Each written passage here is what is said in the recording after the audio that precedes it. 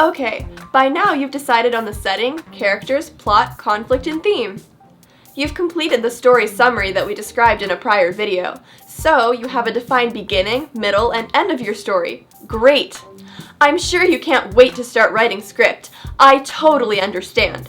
But remember, first you need a good plan. So, now it's time to turn your story summary into a detailed scene outline. This outline is a more elaborate description of what's happening in each scene. Let's say each single scene in your story summary has 3 big chunks. Perfect!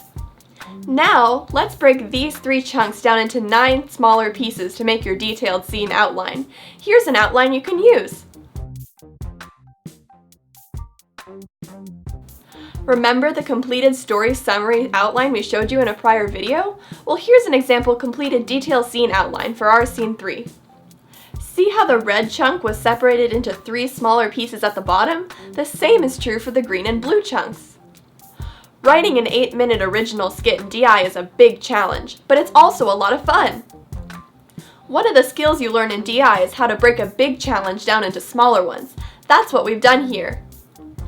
Writing a script is also a process you can take step by step. Each step builds on the one before it. We think that you're now ready to start writing your script. We can't wait to see what you come up with.